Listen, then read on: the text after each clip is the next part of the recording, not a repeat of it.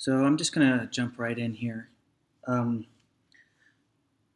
so in my life, I have had a lot of enemies. I still do.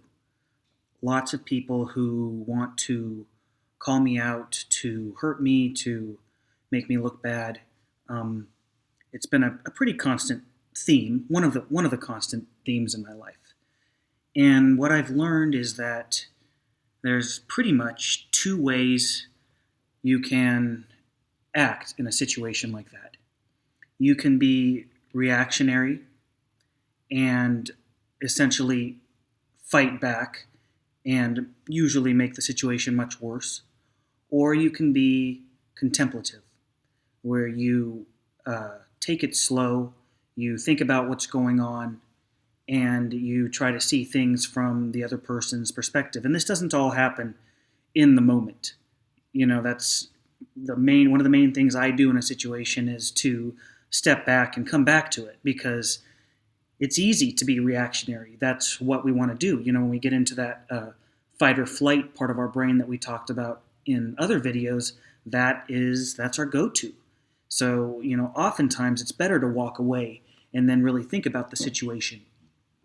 But in my plethora of opportunities to reflect on these situations, I've learned a lot. I've learned that the root of many of these altercations are painful. It's a painful root. And so anytime someone has something coming from a painful area, it's a dangerous, sticky situation because they hold it close to their heart. And so how you handle the situation, you have to handle the situation carefully. And to handle the situation carefully, and I'm assuming that any of you watching this video are wanting to leave the situation peacefully. To resolve the situation peacefully with minimal damage to either party, but with a solution, you need to find common ground with the person.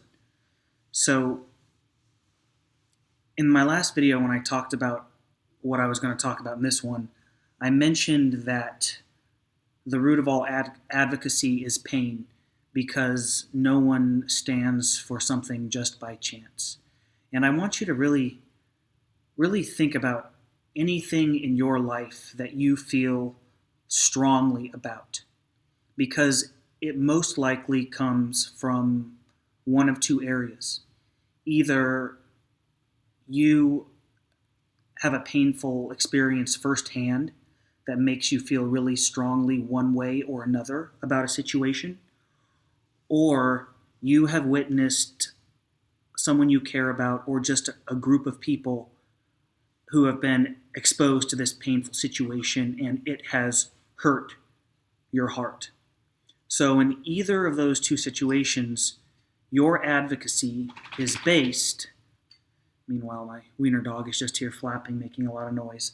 In any of the two situations, your advocacy is based on pain, whether it's pain that's been inflicted on you or whether it's pain that has been inflicted on you via you witnessing someone else being in pain. And it's the exact same thing with your enemies. And again, when I use the word enemies, I'm speaking of someone that you have a disagreement with. It's the same thing with them. If you're butting heads with them about something, the ground that you're standing on is no different than the ground that they were standing on. You both have built your argument on something that is really real for you. And that isn't something that you can push aside. So realizing that will help you to have more empathy for their situation. And that's why it's so important to ask questions when you have an altercation with someone. Ask them, where they're coming from, why they feel that way.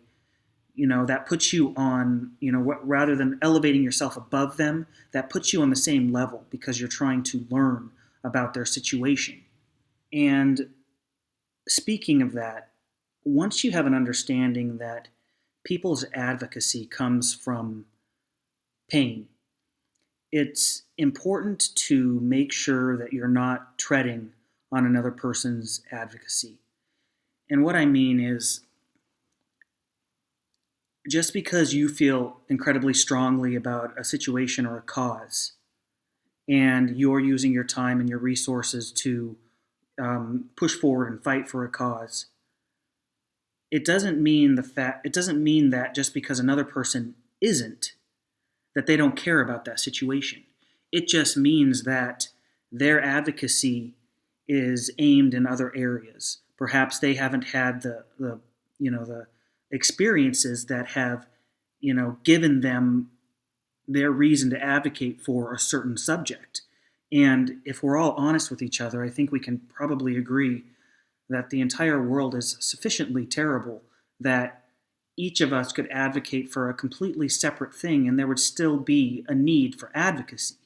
So we all need to be really careful that we don't throw shame and blame at people if we don't feel like they're advocating for something we feel they should be. Because, again, where does advocacy come from?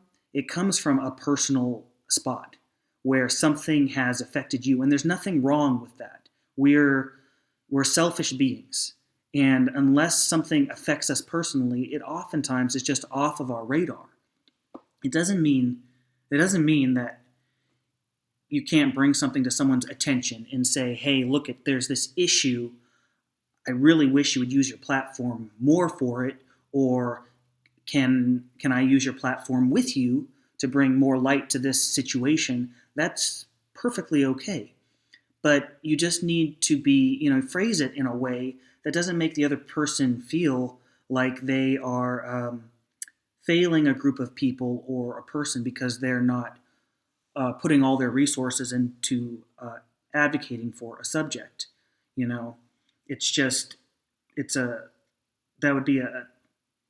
would be an unfair thing to do. Now, with that being said, I would hope that anyone who has a large platform, one that can reach many people, would be using their platform to further some sort of advocacy.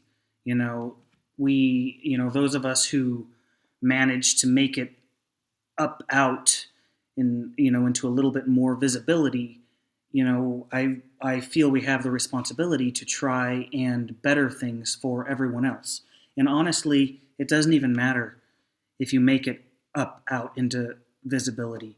Everyone's job, every human on earth has the job to try to make it better for the next person. That is part of being a human.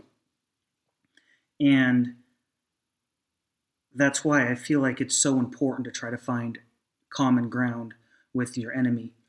If you try to find that common ground and find the root of their advocacy, they will become more human to you. Hearing their stories and understanding why they stand for what they stand for will humanize them to you.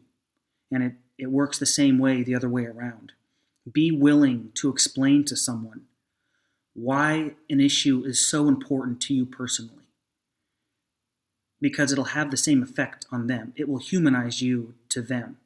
And when you take two opposing forces and you humanize them, that, again, is when they can come together and both parties can learn from each other. And either a solution can be found or they can agree to go peacefully in their disagreement, which is also completely okay. We're not made to completely agree with one another all the time. It's not possible.